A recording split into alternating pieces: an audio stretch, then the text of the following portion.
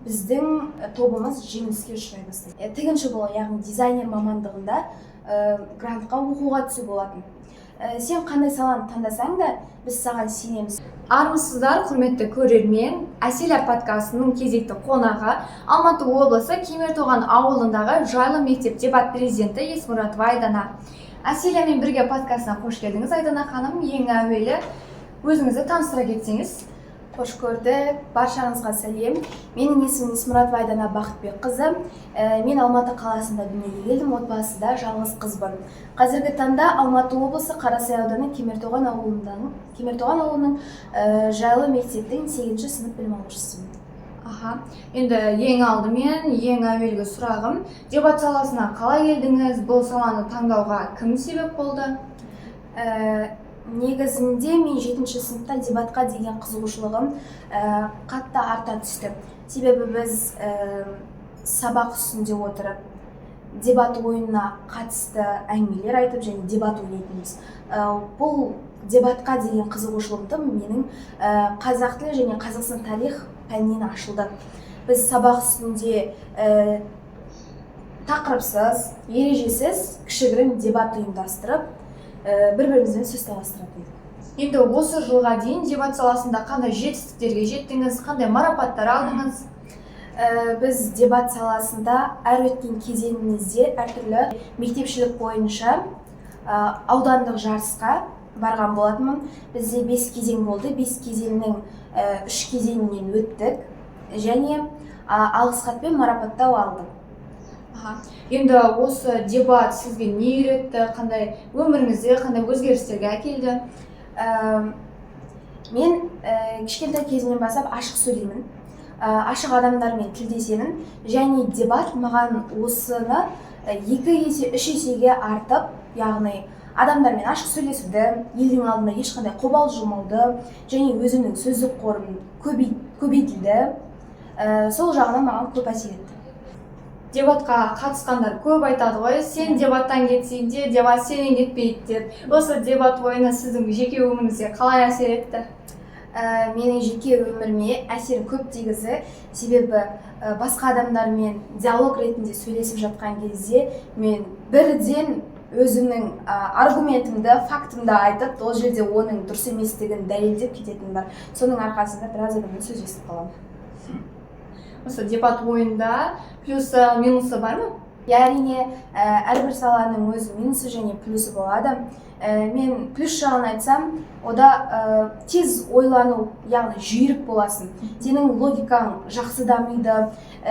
Ол біріншіден. Ал екіншіден сен сөздік қорың көбейеді, себебі сен әрбір тақырыпқа әртүрлі факт, аргумент іздейсің.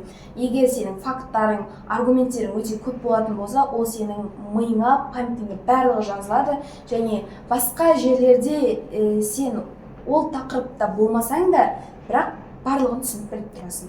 Ал минусына келетін болсақ, кейде уақыт көп кетіп қалады. Себебі бізде бір қарарға 4 оқушыдан шығамыз. Яғни оппозиция үкімет жағынан. Сен оның 2 жағына да дайындалып келуің керек. Оған өте көп уақыт кетеді. Және қазіргі таңда фейк ақпарат деп жатамыз ғой, жалған және шындық ақпараттар. Біз факт пен аргументтердің барлығын зерттеп, біліп, танып, сосын барып айтамыз. Себебі біз жалған ақпараттарды айтатын болсақ, біздің тобымыз жеңіліске ұшырай бастайды. Енді өзіңізді тоқтала кетейік. Сіз қалай мектебіңіздің дебат президенті болдыңыз? Мен енді айтып өткенімдей 7-ші сыныпта менің қызығушылығым ашылды ғой. Соның арқасында мен әртүрлі жақтан деректер жинай бастадым. Яғни ақпараттар, ол қалай ойналады, неше адам қатысады деген секілді. Соның барлығын жинап, өз өнерімді дебат ойын алаңында көрсеткеннен кейін, мұғалімдер менің құлшынысым бар екенін көріп, және менің белсенділігім мен жауапкершілігімнің бар екенін көріп, мені сайғады деп ойлаймын. Енді мектепте дебат президентісіз, одан басқа қандай мақсаттарыңыз бар, дебат саласын дамытасыз ба, әлде басқа саланы таңдайсыз ба? Әрине, мен мақсаттарым, армандарым өте көп. Болашақта білімді жетілдіргім келеді. Яғни дебат саласын алатын болсақ, өзімнің мектебімді барлық мектеп ел жұрт танитындай етіп дебат саласында таныстырғым келеді. Түрлі дебат турнирлерге қатысып бас жүлде алуға тырысамыз. Енді әр саланы бастағанда барлығы керемет бола бермейді. Өзіңіз ең алғаш дебатқа қатысқанда қандай қызықты жағдайлар болды, соны айта кетсеңіз?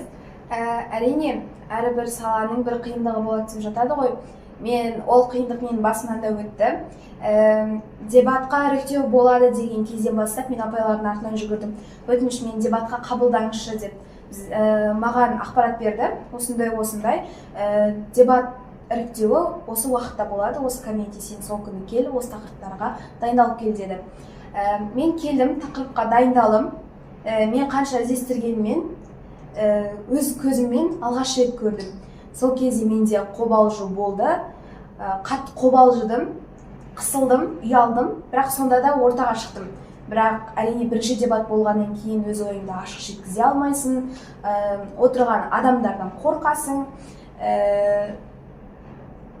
Мен сол іріктеуден өте алмай шығып кеткен болатын. Әрине мен ол кезде жыладым, мойындаймын. Сосын мен Әділғазылардан екінші мүмкіндік сұрадым. Яғни қандай тақырып екенін білдім, оның қалай ойналу керек, нені бақылау керек, қандай жылдамдық керек деген секілді әртүрлі ақпараттарды жинап, келесі мүмкіндіктен іріктеуден өттім.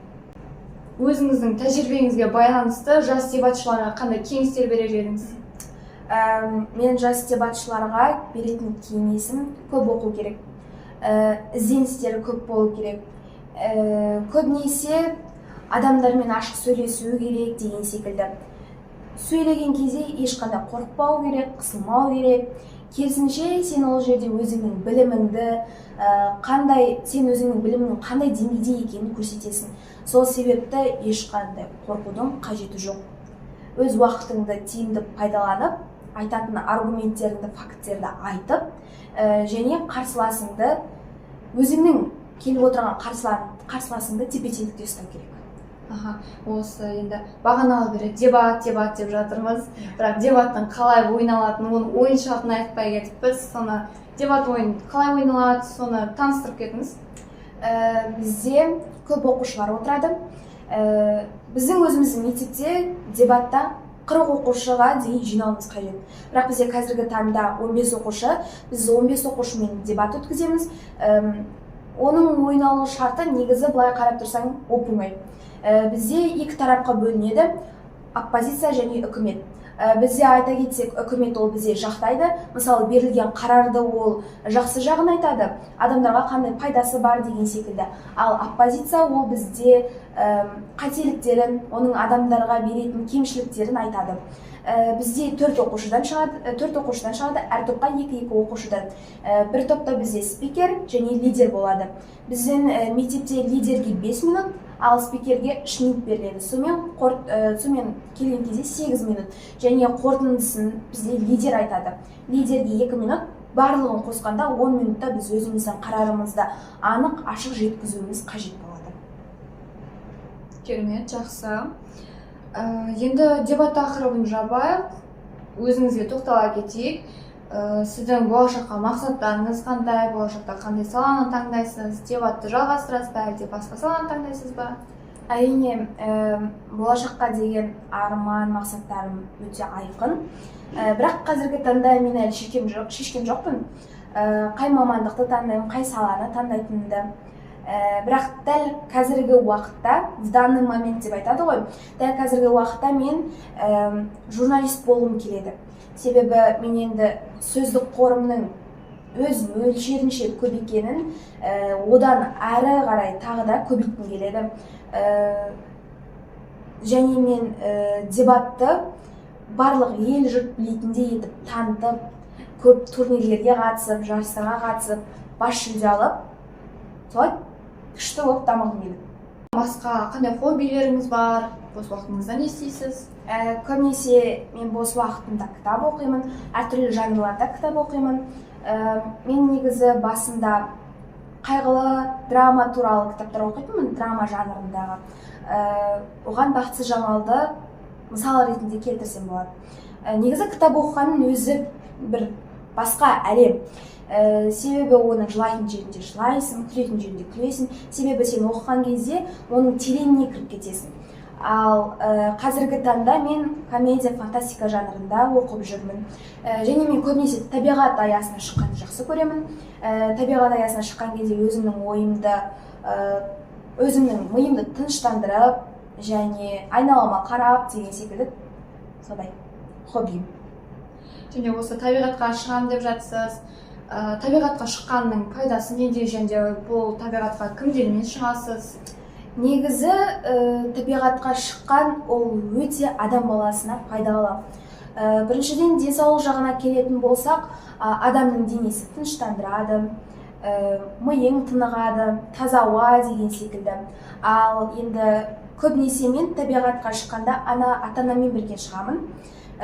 Бізде Алматыда президент саябағында талдың түбінде, көлеңкеде отырып өзіміз отбасылық пикник құрамыз. Керемет. Ал енді осы хоббилеріңізден, болашаққа мақсаттарыңыздан басқа балалық арман дегенде болады әр адамда. Балалық армандарыңыз қандай болды? Әрине енді балалық арман деген өте бөлек қызық дүние ол. Сен қиялдайсың, ол кезде қиял, арман, мақсат оның ешқайсысын білмейсің. Мен өз басым 5 жасымнан бастап қолыма ине ұстап көрген адаммын. Өзіме кішігірім повязка тіккен болатынмын, және оны менің ата-анам көріп, бұл қыздан қалай бұндай өнер шықты деген секілді таңғалған болатын. Мен көбінесе әлеуметтік желілерден шабыт аламын. Сол қолдан тігілген нәрселерді көрген кезде менің де сол нәрсені істегім келеді, сол нәрсені жасап көргім келеді деген қолымнан келсе, ол нәрсе келді, ал келмесе мейлі деп қоя салам. Қазіргі таңда менің осы жерге алып келіп отырғаным Доридея коллекциясынан алынған жакет. Бұны мен өз қолымнан джинсы материалынан тіккен болатынмын. Оюлардың барлығын өзім қолдан ойып, өзім сурет салып және оны кесіп тіккен болатынмын. Ешқандай машинкасыз өз қолыммен тіктім. Керемет. Мынандай жакетті істеудің өзі де бір өнер. Иә. Бұл жакетті істеуге қанша уақыт кетті, қанша шығын кетті? Шынымды айтсам, менде ешқандай шығын кеткен жоқ, себебі өзіме керек деп жинап қойған маталарымның, материалдарының арасынан тапқан дүнием. Маған бұны істеуге 2 күндей кетті. Бұл саланы дамытуға ата-анаңыз қалай қарады? Әрине мені көбі қолдайды. Менің жасаған дүниемді бәріне мақтан етіп айтып жүреді. Менің ата-анама көп рахмет. Өте көп көмектеседі маған, және менің анамның мен осы арманымды айтқан кезде маған айтқаны бар. Сен қандай саланы таңдасаң да, біз саған сенеміз, себебі сен ол саланы өзіңнің жауапкершілігімен алып шыға аласың деп айтқан болатын. Сұхбатыңызға рахмет, Айдана ханым. Енді соңғы сөзіңізді айта кетсеңіз. Сіздерге де көп рахмет. Сіздің барша көрермендеріңізге айтарым, баршаңызға сәттілік тілеймін. Өздеріңіздің арман мақсаттарыңызға жете беріңіздер, және ешқашан өз арман мақсаттарыңыздан бас тартпаңыздар деп айтқым келеді. Осымен біздің подкастымыз аяқталды. Сіздермен болған Әсел Мұратқызы және біздің қонағымыз Есмұратова Айдана. Жақсылықта жүздескенше. Сау болыңыздар.